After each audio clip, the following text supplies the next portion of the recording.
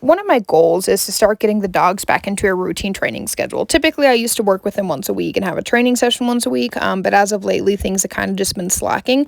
The only one who's really stayed somewhat in training is Cash because he is a service dog, but even he's been slacking because I haven't been bringing him to work all the time. And so I'm going to kind of do an evaluation session today and kind of show you guys what all the dogs need to work on.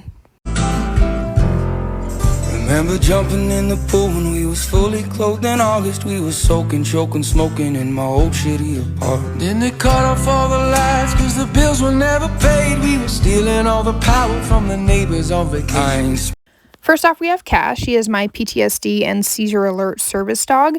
I used to take him to work with me all the time, and he is very, very, very well trained, but I have not been taking him to work with me, and so he's kind of slacking a little bit and a little bit rusty. The first thing I'm going to work on with Cash is something he knows all too well, sitting and shaking. Shaking is a behavior that he really enjoys and one that I do as well.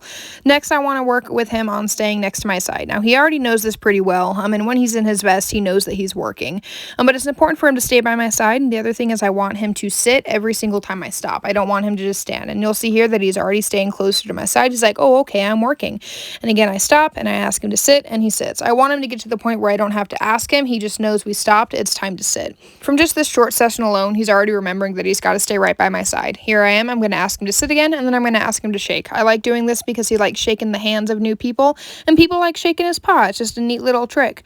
The other thing I want to work on with Cash is sitting and laying down. He already knows how to lay down, but the one thing that I've been struggling with him lately is that as soon as I give him a treat, he stands right back up, and I want him to be able to lay down and stay down. And so I'm going to ask him to lay down again. He's going to lay down. I'm going to give him that treat, and he kind of popped back up. This time, just for a few repetitions of it, he's already remembering, oh, I have to stay laying down. And so I give him his treat, give him some love and attention, and he still lays down, which is just what I'm wanting. Next up, we have Zoe. Zoe was a completely unintentional addition to the family, but I have her, and so she's roughly about a month and a half old right now. She was probably separated from her parents way too early, but all of this training stuff is completely new to her, and she probably doesn't even know her name yet. One thing I want to work on with Zoe is coming when called. However, as mentioned, I don't even think she knows her name yet. But she knows that when I crouch down, she gets lots of love and attention, and so that's good enough for now. The next thing I want to start doing is working with Zoe on sitting. And so basically, I'm just going to start asking her to sit, and she's not really understanding it, so I'm going to apply a little bit of pressure on her butt. So you'll see here she starts climbing up to me, and I did what I shouldn't have and started petting her, so that was kind of a reward for her climbing up on me. It's not something you want to do. So anyway, I'm going to go back to asking her to sit down, apply some pressure on her butt, continuing with my sit cue with my hand in the air. She sits down, and so I'm going to do a bridge signal and give her a reinforcer. This is something that she's going to learn over time. It's not something she's going to learn overnight. So you'll see here I'm kind of trying to get her to come follow me again, and she kind of just wanders off, and so I crouch down, try to get her attention and bring her back into the session. The biggest thing, she's got a very short attention span, and so I have to respect that. I'm going to start asking her to sit again. You can see she's still not understanding it. This time I'm not letting her climb up on me. I'm just gently pushing her away.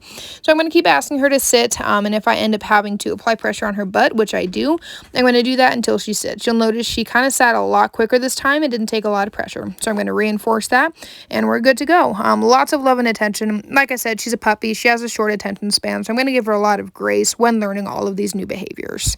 Then we have Buster, and so Buster is a Chihuahua mix that I rescued from a very rambunctious family. He was not treated very well by the kids, and so then I ended up taking him, and he was very skittish, but he's definitely come a very long way.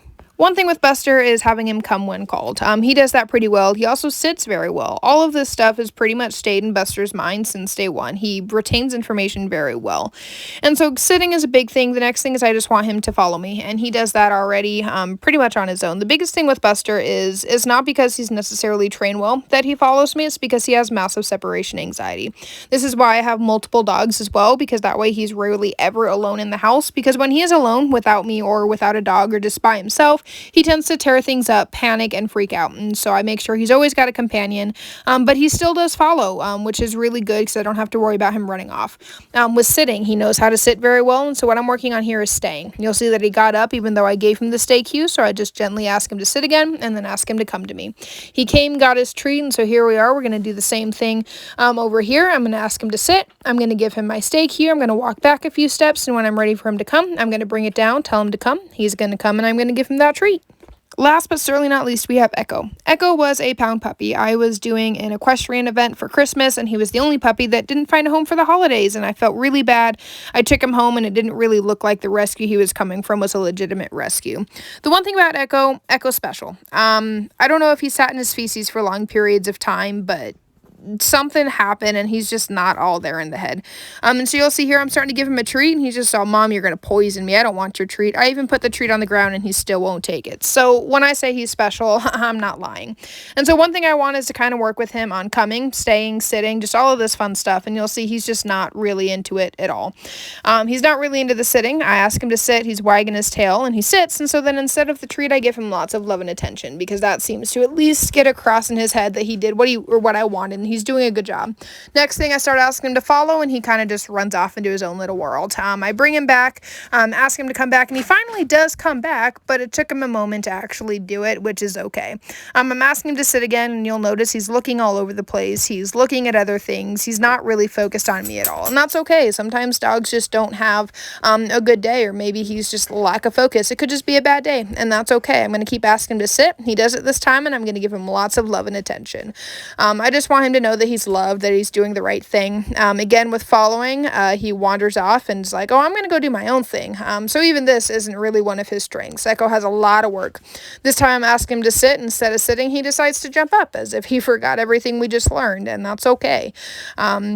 Again, when I say that Echo's not really all there in the head, I mean it. You know, his focus isn't really there. He will step in front of the mirror and just scream at himself. He's just not into it. So I kind of do the same thing I was asking with Zoe. I crouch down and ask him to sit, and he thinks it's cuddle time. And so for cuddle time it is. I try that again here, ask him to sit down, and he just doesn't quite take that and thinks it's cuddle time yet again. And so I'm going to end the session just by giving him lots of love and attention and showing him that it's okay. We all have bad days.